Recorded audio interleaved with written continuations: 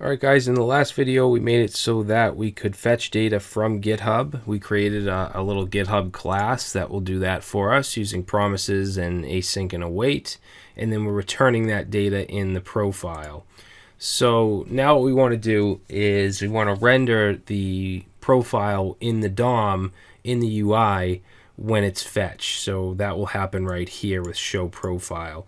So what we'll do is go to the UI.js and we're going to create a UI class. All right, so we'll say class UI and we'll create a constructor,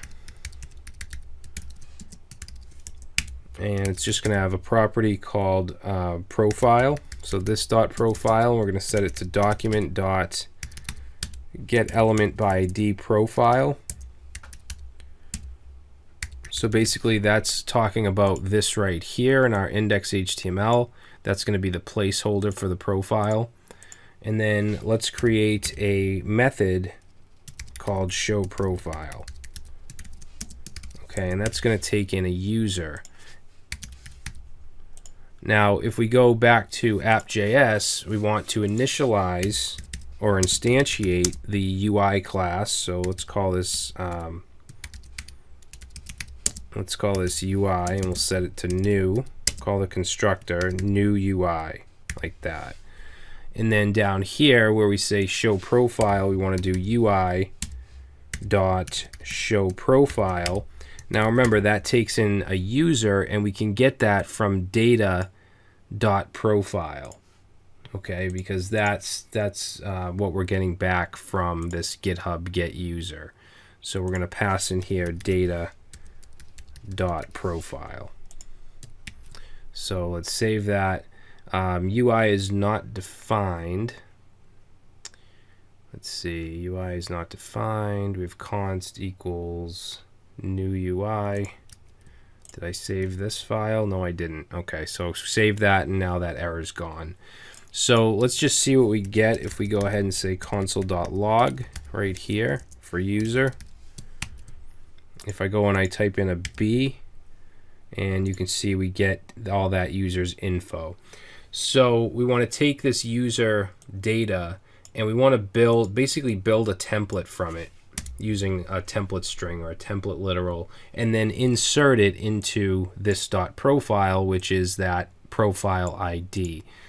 All right, so let's go ahead and do that. So we'll say this dot profile dot inner HTML equals a template string, and then we're going to have a whole mess of markup here. Now I know some people like when I copy and paste HTML because they don't want to, you know, watch me type a whole mess of HTML, but some people don't. It makes them feel like we're kind of skipping around and stuff. So I'm gonna go ahead and type it out. If you want, you can just kind of fast forward the video, but I am going to type this out and kind of explain the layout a little bit, even though this isn't a Bootstrap course or anything. And speaking of that, I do have a Bootstrap 4 course. So we're going to create a div with the class of card and card body. That'll give us a border and some padding and some drop shadows, things like that. I'm also going to do MB3, which will give it margin bottom, get a little margin on the bottom. And then we're going to use the grid system, so we need a row class. And inside here we'll have two columns. This first one will be a 3-column div, so call MD3.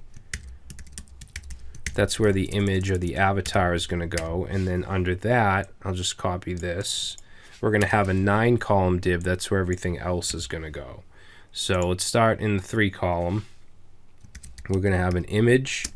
It's going to have a class of img fluid, which will make it 100% of its container. We're also going to give it a little margin bottom because there's going to be a link underneath it or a button underneath it.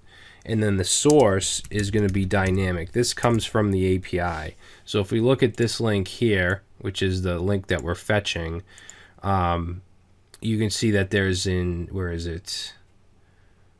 Right here, avatar URL, and that points to the image file. So that's what we want to put right here. So we're going to use our variable expression, and we're going to say user dot avatar underscore URL. So we have access to all of this data for whatever user is being looked at. So that'll get us the image. Now underneath it, we're going to have an A tag, and it's going to go to this right here, which is the GitHub profile. So it's HTML URL. So in here, we want to put a variable of user.html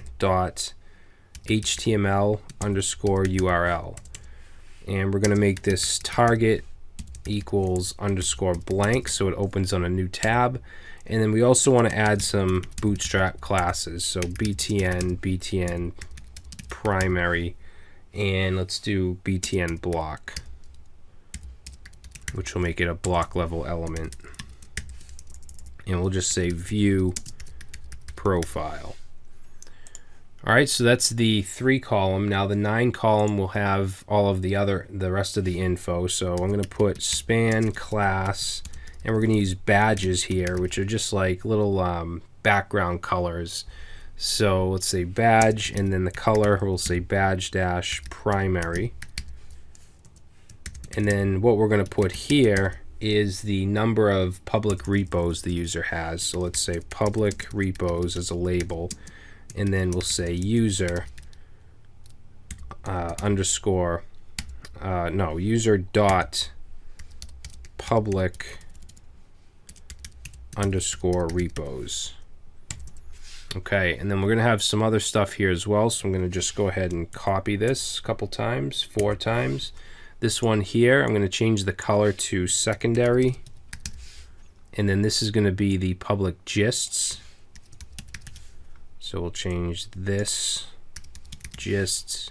And then this one will say badge dash success.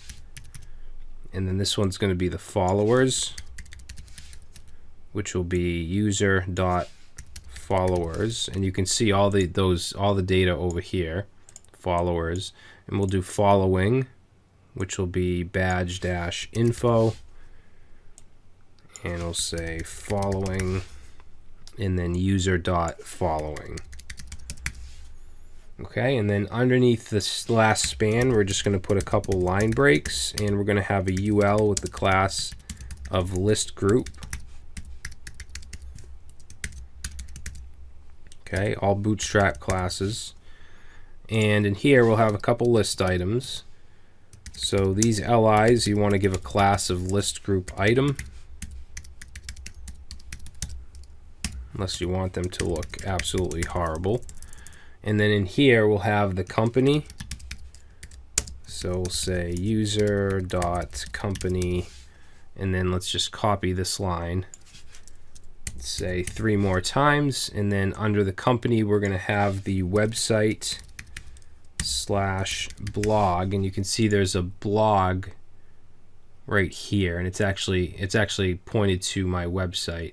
So this will be user.blog, and then under that we're going to do the location, which we can get with user.location, and then we also want the created at, which I'm going to call member since, so how long they've been registered at GitHub. So created underscore at, and yeah, that should be it. Now at the very bottom here, I'm going to put an H3 with the class of page heading, and also MB-3, which is a margin bottom. And then this is where the public repos are going to go. So we're going to say latest repos, and then just a placeholder for that. So that'll be a div with the ID of repos.